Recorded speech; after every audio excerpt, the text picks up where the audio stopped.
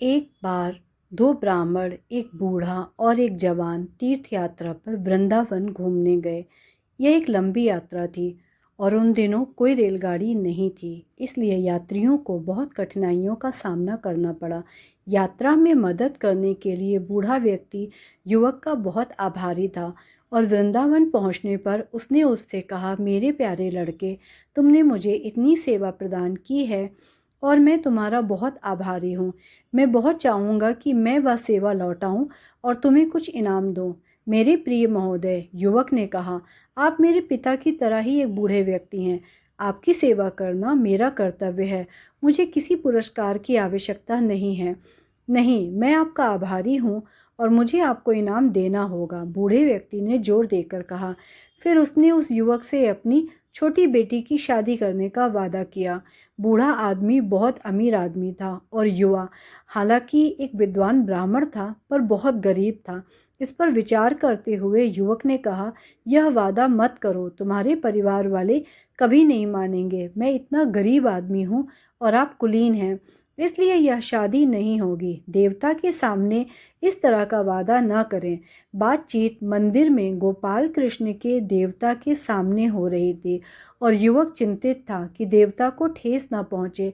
हालांकि युवक की मिन्नतों के बावजूद बुजुर्ग ने शादी पर जोर दिया। कुछ समय तक वृंदावन में रहने के बाद वे अंततः घर लौट आए और बूढ़े व्यक्ति ने अपने बड़े बेटे को सूचित किया कि उसकी युवा बहन की शादी गरीब ब्राह्मण युवक से होनी है। बड़ा बेटा बहुत क्रोधित हुआ। ओह, तुमने उस दरिद्र को मेरी बहन के लिए पति के रूप में कैसे चुन लिया? ऐसा नहीं हो सकता। बूढ़े की पत्नी भी उसके पास आई और बोली, अगर तुम हमारी बेटी की शादी उस लड़के से करोगे तो मैं आत्महत्या कर लूंगी। बूढ़ा आदमी इस प्रकार उलझन में था। कुछ समय बाद ब्राह्मण युवक बहुत चिंतित हो गया। उसने अपनी बेटी की शादी मुझसे करने का वादा किया है और उसने यह वादा देवता के सामने किया है और अब वह इसे पूरा करने नहीं आ रहे हैं। फिर वह बूढ़े व्यक्ति को उसका वादा याद दिलाने के लिए उससे मिलने गया।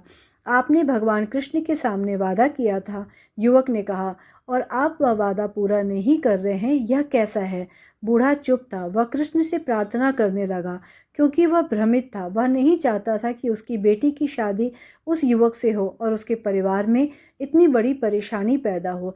इसी बीच बड़ा बेटा बाहर आया और ब्राह्मण युवक पर आरोप लगाने लगा, तुमने मेरे पिता को तीर्थ में लूट लिया है। तुमने उसे कुछ नशीला पदार्थ खिला दिया और उसके सारे पैसे ले लिए और अब कह रहे हो कि उसने तुम्हें मेरी सबसे छोटी बहन की पेशकश करने का वादा किया है। बदमाश!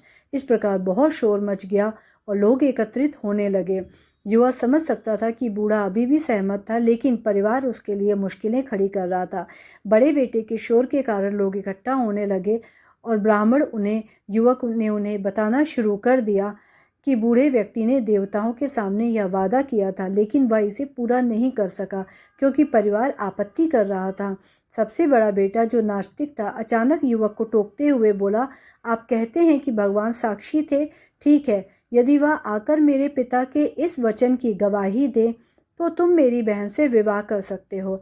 युवक ने उत्तर दिया, हाँ, मैं कृष्ण से गवाह के रूप में आने के लिए कहूँगा। उसे विश्वास था कि भगवान आएंगे। तब सभी के सामने एक समझौता किया गया कि अगर कृष्ण बूढ़े व्यक्ति के वादे के गवाह के रूप में वृंदावन से आएंगे तो लड़की की शादी कर दी जाएगी। ब्राह्मण युवक वृंदावन लौट आया और गोपाल कृष्ण से प्रार्थना करने लगा, प्रिय भगवान, आपको मेरे साथ आना होगा। वह इतना कट्टर था कि वह कृष्ण से वैसे बातें करता था जैसे कोई अपने मित्र से बात करता था। वह यह नहीं सोच रहा था कि गोपाल केवल एक मूर्ति या छवि है, बल्कि वह उसे स्वयं भगवान मानता था। अचानक देवता उससे बोले, तुम्हें कैसे लगता है कि मैं तुम्हारे साथ जा सकता हूँ? मैं एक मूर्ति हूँ, मैं कहीं नहीं जा सकता। ठीक है, अगर कोई मूर्ति बोल सकती है तो वह चल भी सकती है, लड़के ने उत्तर दिया। फिर ठीक है, देवता ने अंततः कहा, मैं तुम्हारे साथ चलूंगा, लेकिन एक शर्त पर। किसी भी हालत में तुम मुझे देखने के लिए पीछे मुड़कर मत देखना। मैं तुम्हारा अनुसरण करूंगा और तुम्हें मेरे पैरों की चूड़ियों की झनकार से पता चल जाएगा कि मैं तुम्हारा अनुसरण कर रहा हूँ। युवा सहमत हो गया और इस तरह से वृंदावन छोड़कर दूसरे शहर में चले गए। जब यात्रा लगभग समाप्त हो गई, जैसे ही वे अपने गृह गांव में प्रवेश करने वाले थे, युवक चूड़ियों की आवाज़ नहीं सुन सका और उसे डर लगने लगा। ओह, कृष्ण कहाँ है? अब वह खुद को रोक पाने में असमर्थ हो गया और उसने पीछे मुड़कर देखा। उसने देखा कि मूर्ति स्थिर खड़ी है। क्योंकि उसने पीछे मुड़कर देखा, बात आगे नहीं बढ़ेगी। वह तुरंत शहर में भाग गया और लोगों से यह कहा कि बाहर आएं और कृष्ण को देखें, जो साक्षी के रूप में आए थे। हर कोई आश्चर्यचकित था कि इतनी बड़ी मूर्ति इतनी दूर से आई थी, और उन्होंने देवता के सम्मान में उस स्थान पर एक मंदिर बनाया। और आज भी लोग साक्षी के रूप में भगवान साक्षी गोपाल की पूजा कर रहे हैं। इसलिए हमें यह निष्कर्ष निकालना चाहिए कि चूंकि ईश्वर हर जगह है, वह अपनी प्रतिमा में, अपनी बनी छवि में भी है। यदि कृष्ण हर जगह है, जैसा कि निर्विशेषवादी भी स्वीकार करते हैं, तो वे अपनी छवि में क्यों नहीं है?